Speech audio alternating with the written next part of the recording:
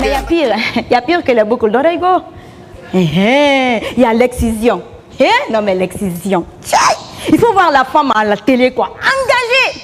Ah bah l'excision. Non, aujourd'hui là j'ai déposé le couteau net. Je ne pratique plus l'excision. Non, c'est fini. Ah bah l'excision. Ah bah cette pratique néfaste. Ça là, c'est à la télé. Hein. Mais à la maison là, c'est elle-même qui prend encore le téléphone. Allô? Ah, il n'y a rien à couper là-bas pour moi. Et pardon, on va faire clandestinement là. Pardon, j'ai besoin d'argent toi là. C'est devenu gagne-pain. Oui. Vous savez, chez nous présentement là, tout ce qui est légal là, on n'aime pas go. Quand c'est illégal là, ah non, c'est là que tout le monde trouve son plaisir. Et on le fait n'importe comment. C'est devenu de la pagaille. Non, sérieux. Mais ce qui m'impressionne dans tout ça là, vous savez c'est quoi? C'est les hommes.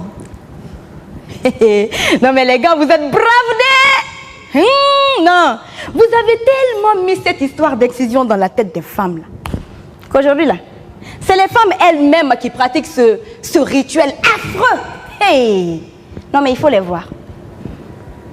Bon nombre de ces femmes là qui ont subi ce phénomène là, qui ont vécu ça, elles n'ont plus de sensation à cet endroit là, go. Non. Mais c'est d'ailleurs ça l'objectif principal de ce rituel phénoménal. Faire en sorte qu'elle ne sente plus rien. Cela la rendra sérieuse. Et que quand elle verra un homme, elle saura se contenir. C'est ce qu'on pense d'elle, non? N'importe quoi. Parce que cette femme excisée là, quand son mari a besoin d'elle, il n'a qu'à faire toutes les acrobaties du monde. C'est là.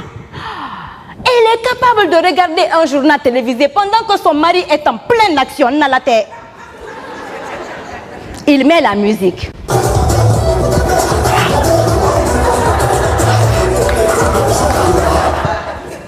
Et tu la vois là, boudou, aucune réaction. Non, rien. Maintenant c'est quand l'homme est là. Il est là essoufflé. Alors ça va? T'as kiffé? Ça t'a plu, hein? Surtout cette position-là, tu l'as aimée, n'est-ce pas? C'est en ce moment, elle dit, ah, donc tu as fini, quoi. D'accord. Mais pour elle encore, c'est mieux. Hein? Non, pour elle encore, c'est mieux. Il y en a qui sont capables de mâcher un chewing-gum en bas de toi, dans la tête. Pendant que l'homme est en train de s'échauffer, là. Hein? Ah oui. Oh là là. En ce moment, elle est là.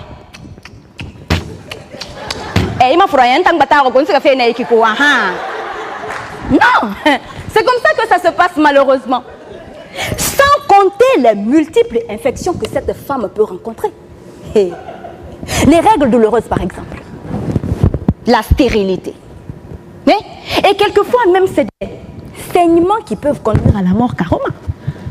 Sans compter les multiples complications pendant l'accouchement de ces femmes-là. Il y en a même qui perdent la vie en donnant la vie, go. Et pire, oui. Les bébés ont peu de chances de survivre dans ces cas. Et c'est vraiment triste. Bon. Par contre, les filles qui n'ont jamais été excisées, là, elles sont considérées dans nos sociétés comme des bandiguinets, ouais.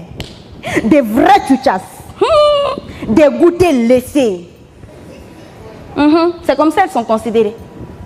Mais ce qu'on oublie là, c'est que ces femmes-là, c'est les plus émancipées, go. Et ce sont elles qui savent mieux garder leur foyer. Oui, bien sûr. Tu veux dire quoi? Tu veux dire le contraire? Ce qu'elles te montrent au lit là, tu le sais? Mais ce qui m'énerve dans tout ça là, vous savez c'est quoi? C'est l'organisation. Et Allah. Tout est organisé par les hommes. Les hommes n'ont rien à faire dans ça là, ma soeur. Tout est organisé par les femmes elles-mêmes. Ouais. Tu peux te calmer? Je viens à toi. J'arrive. Non, tout est organisé par les femmes. Et après on se permet de dire solidarité féminine par-ci, solidarité féminine par-là. C'est parti où cette solidarité féminine? Qu'est-ce qu'on en fait de cette solidarité féminine? Parce que ça, si C'est tout sauf de la solidarité féminine. Bon. Revenons aux vraies filles de nos sociétés. Hein? Celles qui ont été méga excisées, là. Celles qui ont subi les affres de l'excision. Hein? Non. J'ai l'impression que c'est un règlement de compte. Non, sérieux. C'est-à-dire, je suis passée par là, ma fille passera par là, ma petite fille passera par là, ainsi de suite, ainsi de suite. Oui, parce que ce sont elles qui réunissent toutes les petites filles du quartier. Évidemment. C'est connu, non? Les retirer quick, leur petit clitoris. Oui, et souvent les grands-mères sont devant et les tantes ferment le peloton.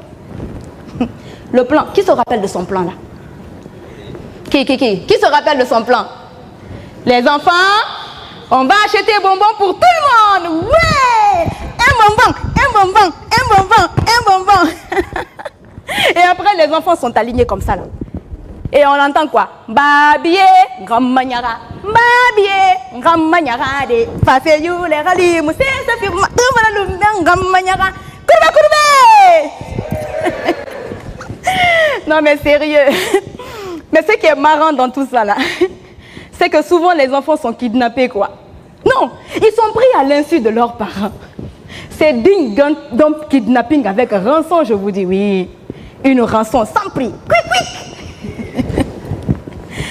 Mais il y a des moments où je me demande, si on doit évaluer quick en francs guinéens, ou encore moins en euros, ou encore en dollars, combien ça allait coûter?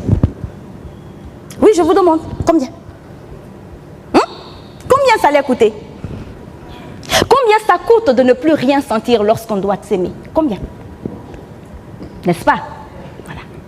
Combien ça coûte alors de perdre la vie en donnant la vie? Combien?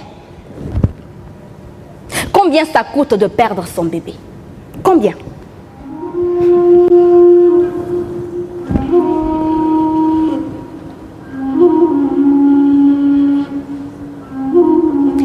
Je me souviens encore de cette lame. De cette lame qui s'est approchée de moi. Mais cette lame, quand tu l'as vue, et après tu ne la quittes plus du regard. Et tu ne l'oublieras jamais. Mais la question que je me suis posée, et que je continue encore à me la poser, c'est quand? Quand est-ce que ça va s'arrêter? Quand?